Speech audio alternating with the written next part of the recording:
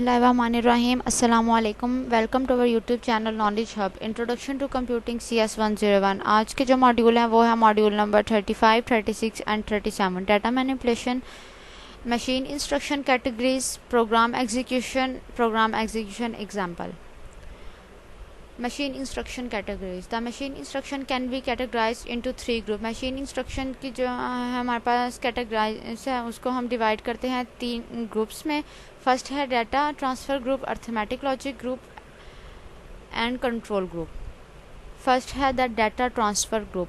The data transfer group consist of instruction that request the movement of data from one location to another.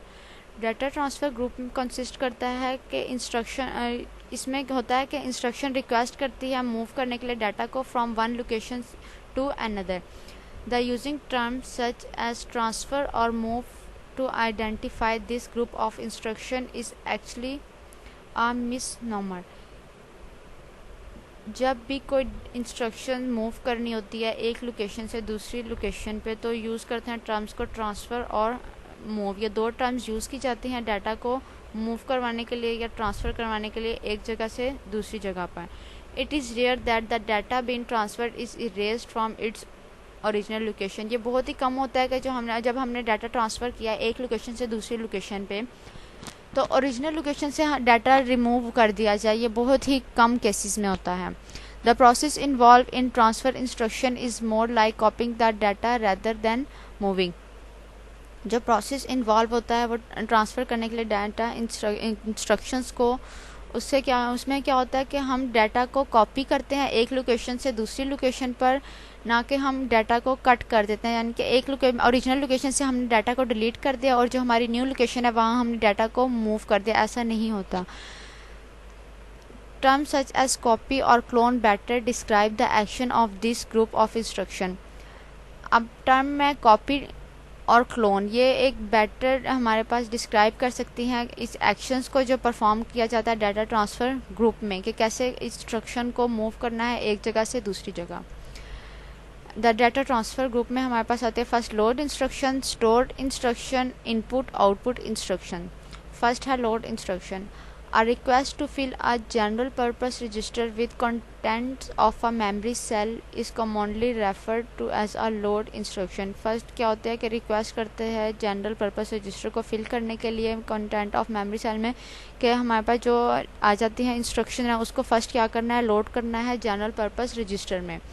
Store instruction, a request to transfer the content of a register to a memory cell is called a store instruction। अब जो request की जाती है transfer करने के लिए content को register से मेमोरी सेल में, वो क्या होती है, स्टोर इंस्ट्रक्शंस होती है। फर्स्ट क्या किया कि इंस्ट्रक्शन को जनरल पर्पस रजिस्टर में लोड करवाया। सेकंड में क्या आ गया कि उस इंस्ट्रक्शन को जो लोड करवाई थी जनरल पर्पस रजिस्टर में उसको स्टोर करना है मेमोरी सेल में। थर्ड है input output instructions. An important group of instruction within the data transfer category consists of the command for communicating with devices outside the CPU, main memory, content, printer, keyboard, etc। अब जो हमने अपने data को load करवाना है, store करवाना है, वो ऑपरेशन जो परफॉर्म होंगे, कमांड्स परफॉर्म होंगी, कम्युनिकेट करना है हमने डायरेक्ट CPU मेन मेमोरी से, वो जो हमारी कम्युनिकेशन होगी मेन मेमोरी से और CPU से वो डिवाइसेस के थ्रू होगी। उन डिवाइसेस में हमारे पास आती हैं प्रिंटर्स आ जाते हैं, कीबोर्ड आ जाता है, माउस आ जाता है, जिसके थ्रू हम क्या करेंगे, कमांड जो होंगी उनको एग्जीक्यूट करवाएंगे, परफॉर्म करेंगे अपनी कमांड्स को। Since these instructions handle the input output activities of the machine, जो इंस्ट्रक्शन हैंडल करती हैं इनपुट आउटपुट एक्टिविटीज़ को मशीन की, they are also called input output instruction. इनको कहा जा सकता है ये इनपुट आउटपुट इंस्ट्रक्शंस भी हैं। Arithmetic logic group. The arithmetic logic group consists of the instructions that tell the control unit to request an activity within the arithmetic logic unit। अब arithmetic logic unit group जो है वो consist करता है उन instruction पे जो बताते हैं कंट्रोल यूनिट को कि रिक्वेस्ट करने है, किसी भी अर्थमेटिक लॉजिक यूनिट ने रिक्वेस्ट करनी है एक्टिविटी के लिए। The arithmetic logic unit is capable of performing operations other than the basic arithmetic operation। Arithmetic logic unit किसी भी इंस्ट्रक्शन पे क्या करता है कि ऑपरेशन को परफॉर्म करता है। नेक्स्ट है control group. The control group consist of those instruction that direct the execution of the program rather than the manipulation of the data. Control group consist करता है उन इंस्ट्रक्शन पे जो डायरेक्ट एग्जीक्यूट करती हैं प्रोग्राम को, rather than के उस डाटा को हम मैनिपुलेट करें। यहाँ पे देखिए अब हमारे पास इस पिक्चर में आ रहा है adding value stored in memory. अब दो हमारे पास वैल्यूज़ हैं मेमोरी में जिनको हमने क्या करना है, ऐड करना है। और इन स्टेप में ये भी बताएंगे कि कौन सी स्टेप परफॉर्म कर रहे हैं लोड इंस्ट्रक्शंस को।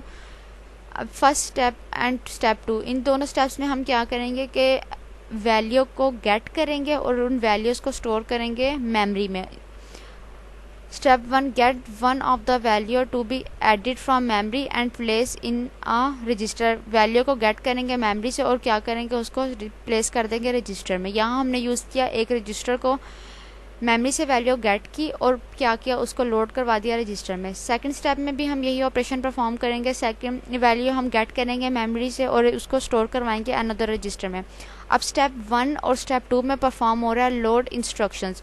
क्या किया, हमने इंस्ट्रक्शंस को लोड करवा लिया मेमोरी से जनरल पर्पस रजिस्टर में। Step 3, activate the addition circuitry with the register used in step 1 and 2 as input and another register designated to hold the result। अब स्टेप 3 में हमारे पास अर्थमेटिक लॉजिक ग्रुप है। इसमें आता है कि अर्थमेटिक लॉजिक यूनिट में होता है कि हम जो बेसिक ऑपरेशन होते हैं किसी भी वैल्यूज़ पे हम वो परफॉर्म करते हैं। अब स्टेप 3 में क्या होगा, जो हमने वैल्यूज़ गेट की थी स्टेप 1 एंड स्टेप 2 में, इन दोनों वैल्यूज़ पे एडिशन ऑपरेशन परफॉर्म होगा और एक थर्ड रजिस्टर में क्या किया जाएगा, जो हमारे पास रिज़ल्ट आएगा उस रिज़ल्ट को हम अपने थर्ड स्टेप में, थर्ड जो रजिस्टर होगा हमारा, उसमें हम क्या करेंगे, उसको स्टोर करवा देंगे। अब स्टेप 3 में हमारे पास अर्थमेटिक लॉजिक ग्रुप परफॉर्म किया जा रहा है। स्टेप 4 आता है store the result in memory. अब स्टेप 4 में क्या करेंगे, जो हमारा रिज़ल्ट आया जिसको हमने एक थर्ड रजिस्टर में स्टोर किया, उस रिज़ल्ट को हम क्या करेंगे, रजिस्टर से मेमोरी में उसको स्टोर करेंगे। यहाँ पे हमारे पास स्टोर इंस्ट्रक्शंस परफॉर्म हो रही है। स्टेप 5, जितना हमारा प्रोसेस था सारा स्टॉप हो गया है और ये परफॉर्म किया कंट्रोल ग्रुप ने। नेक्स्ट है module 36, program execution.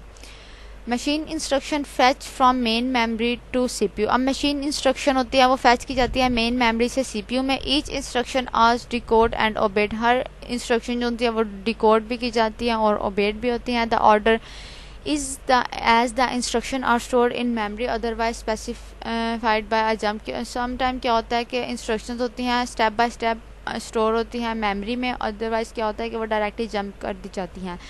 Special purpose register instruction register hold instruction being executed no. Special purpose register में क्या होता है, इंस्ट्रक्शन रजिस्टर आता है जिसमें जो इंस्ट्रक्शंस होती हैं वो होल्ड की जाती हैं जिसे एग्जीक्यूट करना होता है। Program counter contain the address of next instruction to be executed. Program counter contain करता है उस इंस्ट्रक्शन का एड्रेस जिसको क्या करना है, नेक्स्ट एग्जीक्यूट करना है। मशीन साइकिल है हमारे पास प्रोग्राम एग्जीक्यूशन का। फर्स्ट देखें कि हमने फैच करना है इंस्ट्रक्शंस को, अब डाटा को मेन मेमोरी से। सेकंड में क्या करना है, उसको डिकोड करना है इंस्ट्रक्शन को किसी भी रजिस्टर में। थर्ड में क्या करेंगे, एग्जीक्यूट कर देना इंस्ट्रक्शन को। Perform the action required by the instruction in the instruction register. उन इंस्ट्रक्शन को हमने एग्जीक्यूट करना है, उन एक्शन को परफॉर्म करना है जो इंस्ट्रक्शन हमारे पास रजिस्टर में सेव हैं।